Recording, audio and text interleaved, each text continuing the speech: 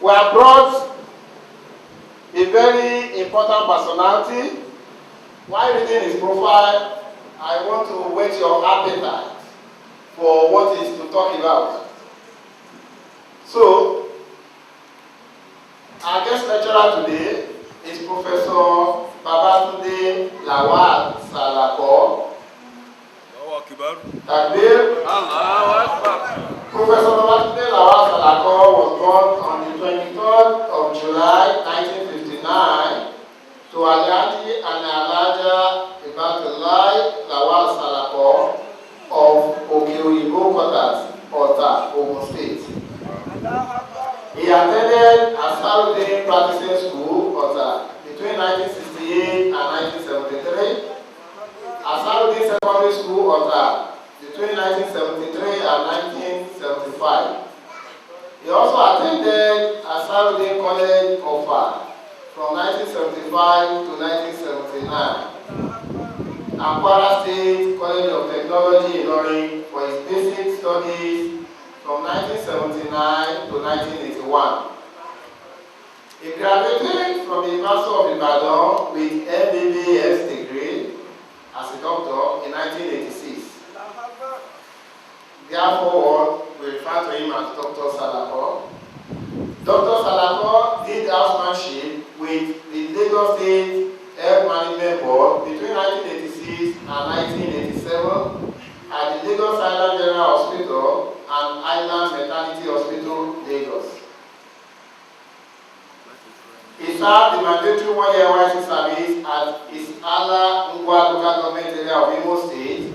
Professor Salako joined University College Hospital Ibadan in 1990 and obtained the fellowship of the West African College of Physicians in October 1994. He was appointed a lecturer and a consultant nephrologist in the Department of Medicine, College of Medicine, University of Ibadan in March 1996. And by this appointment, he became an honorary consultant physician and nephrologist to the University College Hospital, Ibadan, Nigeria from 1996 to date. He rose through the rank to become senior lecturer in 1999, reader in 2003, and professor October 2006. Professor Salako has won a number of local and international fellowship and research grants, including the World Health Federation Fellowship in 2000, the University Senate Research Grant, MacArthur Research Grant, and the National Institute of Health Grant in collaboration with the Department of Preventive Medicine and Epidemiology.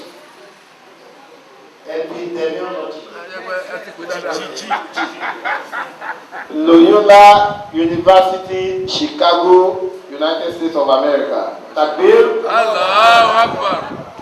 He served as the chairman of the Nigerian Medical Association of Oyo State between 2002 and 2004.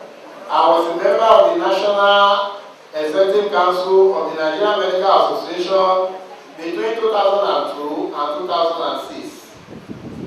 Professor Salako was a visiting nephrologist at the Manchester Royal Infirmary, Manchester University Hospital, United Kingdom, UK in 2007, and a visiting professor at the Department of Preventive Medicine Epidemiology, Loyola University, Chicago, USA in 2010. He was invited by the Center for Disease Control in Atlanta, USA, as a member of Cardiovascular Disease Epidemiology for Sub-Saharan Africa in 2003. And also by the International Society of Hypertension in Blacks, as a member of the Scientific Planning Committee for the 2003 International Conference in Ghana. In March 2003, 2010, Professor Salako was invited by the Novartis International as an opinion leader in an international consortium to discuss kidney transplantation in sub-Saharan Africa in Dakar, Senegal. He has served the College of Medicine and the Master of Ibadan in certain capacity, some of which include the chair of Faculty of Clinical Science Subcommittee on University of Ibadan 60th anniversary, Hall Master Alexandra Brown Hall, Master of Ibadan, Assistant Editor-in-Chief African Journal of Medicine and Medical Sciences, and currently the head of the Department of Medicine, College of Medicine, University of Ibadan, Nigeria.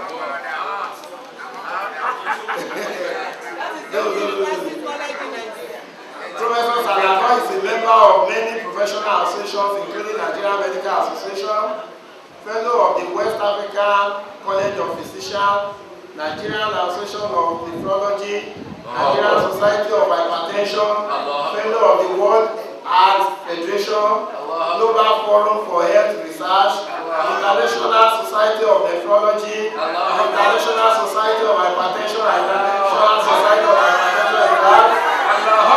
He was appointed the editor of the Tropical Journal of Nephrology, the official journal of the Nigerian Association of Nephrology in 2005, and as an examiner by the West African College of Physicians in 2006.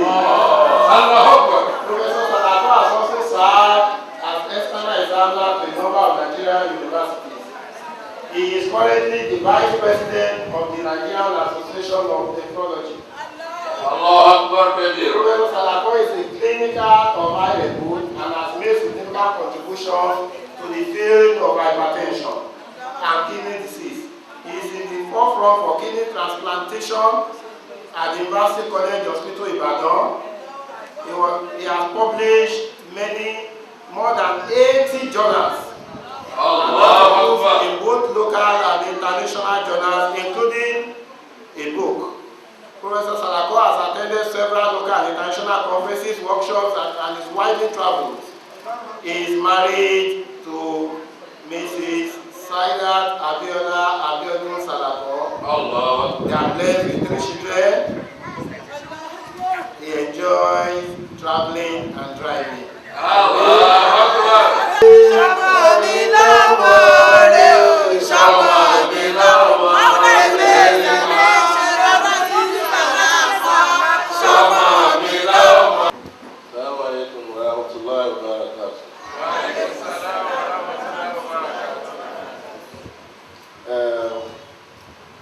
When that profile was being read, it's been read on quite a number of occasions. I usually feel funny sitting here to listen to that. But in case it has impressed anybody, I also have this to say that what the Alphas will call anti-love-idumi azanotan, that is all that, and it's not beyond that. That's what it is. I don't play or put so much reliance on it, but at least that is the most important. Which is what we are here for. So don't bother about those things. They will follow us. Now, let me just quickly. There will be some funny medical terms. Some of my sisters and brothers have been able to pick that. If you can't pick it, don't worry. Just listen to my explanations. Someone presented a paper sometimes and then showed this at a conference, and I liked it.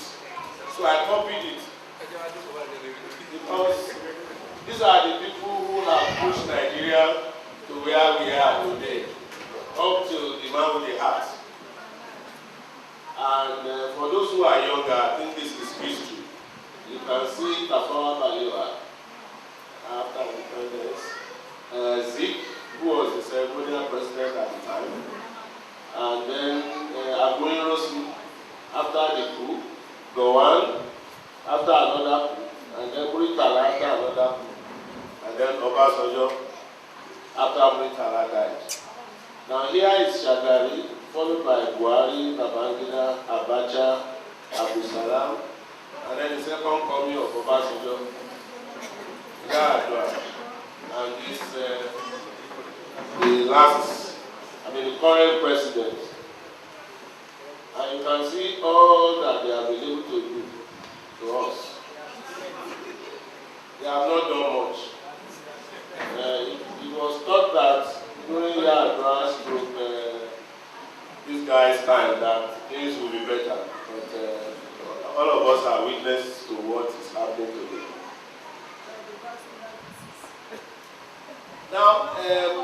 Now, when you talk about cardiovascular diseases, generally all over the world, they are diseases that should catch our attention because they cause death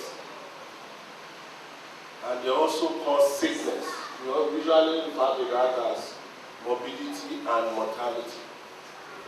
And they are responsible for the largest number of deaths all over the world. I'm just going to show you this. This is one WHO report in 2008. Although the attention on this slide was infectious diseases, but look at cardiovascular disease, whooping 17.1 million deaths in 2008 alone. And infectious diseases like tuberculosis, like bacterial infection, viruses, all of those, 14.2 million. We have a lot of these in tropical region. But the story is that things are now changing. That infectious diseases, they are there, no doubt, but that the ones called non-communicable diseases, you cannot contact it from anybody. This other one you can contact it. Those ones are now kind of catching up with infectious diseases and are now causing death. And cardiovascular diseases fall under those group of diseases. Now these are anyone you don't understand, don't bother. Because the one that you should understand are the first four. Hypertension is number one world cardiovascular disease.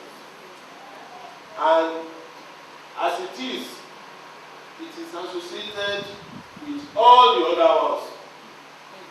In actual fact, it causes almost all the other ones, except diabetes. Sometimes someone is taking treatment for diabetes because of treatment of hypertension can develop hypertension. Because of treatment of hypertension can develop diabetes. So hypertension can cause virtually all cardiovascular diseases. And in itself is number one cardiovascular disease. So I'm sure we are familiar with hypertension, with diabetes. Cerebrovascular disease is stroke in layman's language. And then heart failure. That's simple English. The heart has failed to perform its function. And the function of the heart is to pump blood to our brain, to all the parts of our body. So if you cannot do that, if you fail to do that adequately, sickness will come in. All these other ones are either related to heart. In fact, all the ones below heart failure are related to heart. The one that I also mentioned is the last but one, the coronary artery disease, which causes what we call heart attack. Now, heart attack is not as common with us, but it's coming.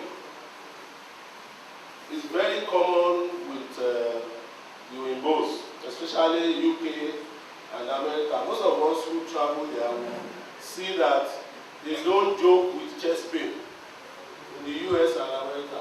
If you shout chest pain anywhere, before you know it, an ambulance would have come and will take you away.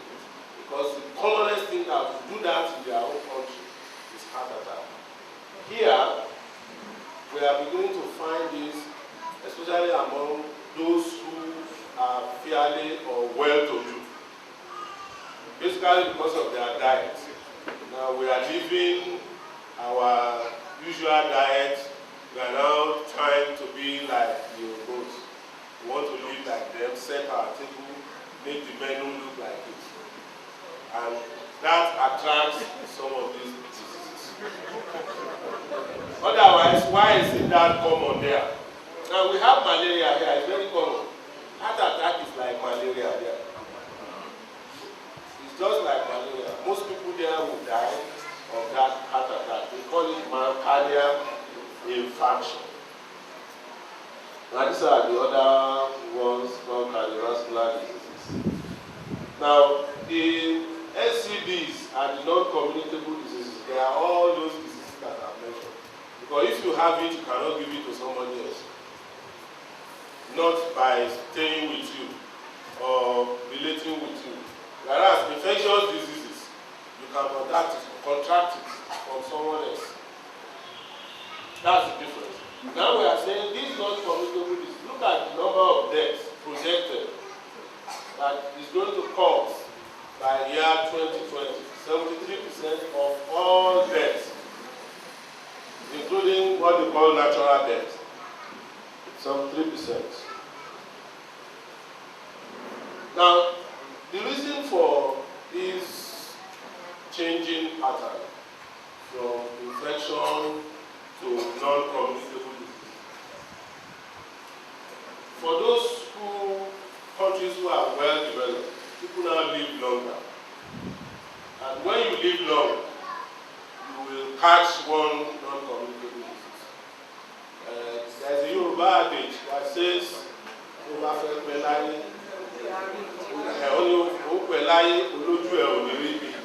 ìkan wàá fọwọ́ mú torí tó o bá ti dàgbà jù wàá ti rí ẹni tó súnmọ́ ẹni tó ti kú ọmọ pàápàá ń dà mí lójú èèyàn ìtọ́ mí ìgbà ojú àrídì nìyẹn. So the longer people are now living, the more they now develop some of these diseases. That's one. Second is tobacco use, cigarettes, lack of exercise. If all you do is sit down in one place, call house girl, house boy to do everything while you are there, eating, drinking, and you are not burning it, your weight will go up. So try to do some things. Even the executive, you have secretary, you have sometimes stand up, go and pick the file yourself. Use it as a form of energy. But when you take in food, you are taking in energy, and when you don't spend it, it gets stored. We'll come to the problems that can cause. The use of alcohol, effect of migration and urbanization. Of course, when changes happen in a place, all sorts of other effects will occur. Someone comes from the village to a city. He's never seen canned food before, stored with salt. He's eating Mr. Biggs, Tantalizer, all sorts of junk food are all over the place. And his life changed from eating fresh vegetable in the village to eating all sorts of manure food. So these are some of the things. Maybe he also starts to smoke. City life, drinks, all of those things are what we mean by that. And then of course, consumption of healthy diet. So I'm going to spend more time on hypertension because it causes the rest, like I said. And I'll just spend small time on the rest. Now, hypertension is perhaps commonest disease, perhaps, all over the world. Apart from just body ache, which everybody can have. And in the US, one reason, is the most common reason for consulting a doctor. When you look at their statistics, the reason for people to come to the hospital, hypertension was one of the commonest, and the commonest cardiovascular disease. What figures do we have? About 40% of those of us here are adults. That means 4 out of 10 that have high blood pressure. All over the world, the figure is around 1 billion.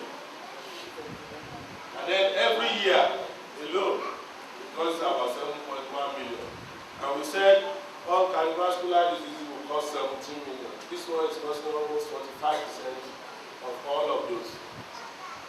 So uncontrolled hypertension, like I put it, there is a recipe for other cardiovascular disease.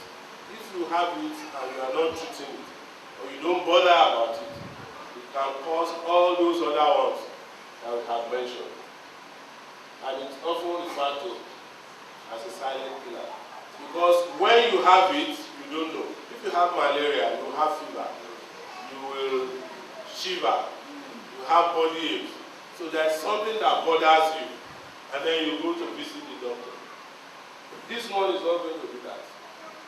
But it's just there, doing the damage, silently, bit by bit, until it bursts an artery one day, or it blocks an artery, and then the problem will start. So we often call it as a silent killer. Now, this is just a bit of medicine. We usually measure with what we call speed manometer, but these days you have electronic speed that I would suggest that every adult should have, or every family should have one at home, whether you have attention or not. The reason for this I will tell you later. But this is what is referred to as normal blood pressure. There are usually two figures. One is written on top, numerator, the other one is denominator written below. And the one on top is what we call SBP, it's called systolic blood pressure. And the other one is diastolic blood pressure. So this is 120/80. So the optimal blood pressure for anybody, adults, except the very old, should be less than 120/80. Unfortunately, blood pressure grows with age. As you are growing, your BP is also growing. So jokingly, I always say that if you pray for old age, don't forget that inadvertently you are also praying for hypertension. Because the risk of developing hypertension at the age of 55 for women and 65 for men is 90%. I mean 9 out of 10 of those age groups. That doesn't mean we should stop praying for. Now, this class is regarded as high normal. Anybody whose BP is 139/89. Somehow, I know somebody is going to ask me 139/89. And then we said high blood pressure is 140/90. It's narrow. That's the reason for that is very, very scientific. You can't go into it. Because it's been shown that cardiovascular diseases occur above blood pressure of 149. Commonly. Now it doesn't mean it cannot occur below it. It does occur, but the risk is very, very low. The risk is very, very low. That's why that cutoff for now, all over the world, 140/90 blood pressure is high blood pressure.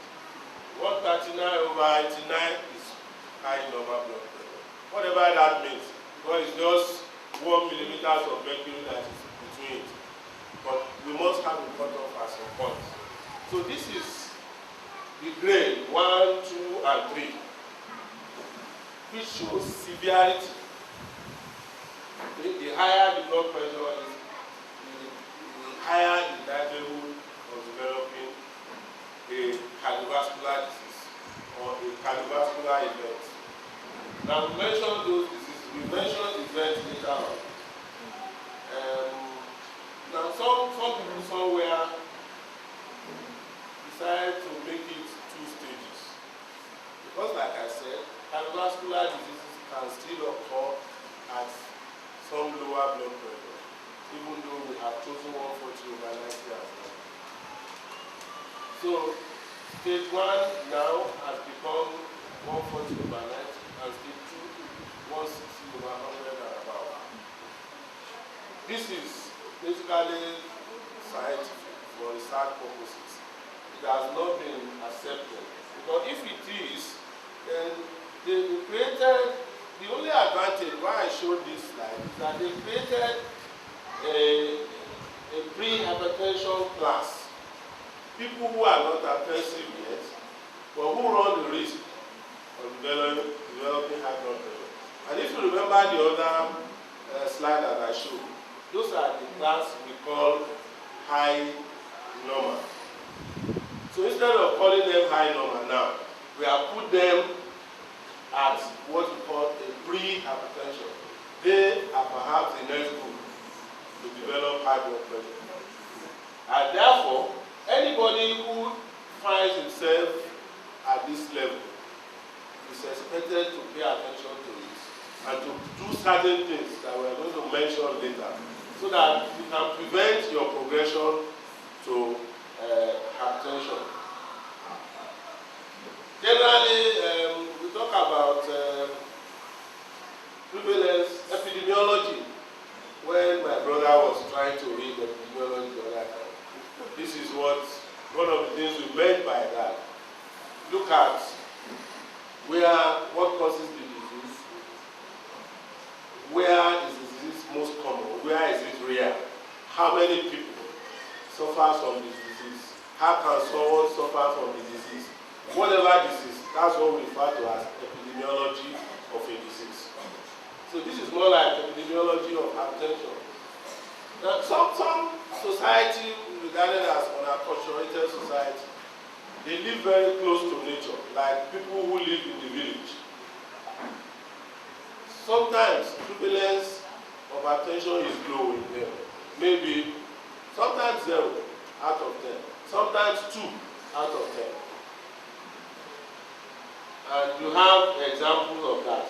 In Nigeria, several years back, one youth couple, like Bongo Park, discovered the Goma people in Adamawa area. They are very, very far from civilization. And in those group of people, you rarely will find high blood pressure among them. Okay?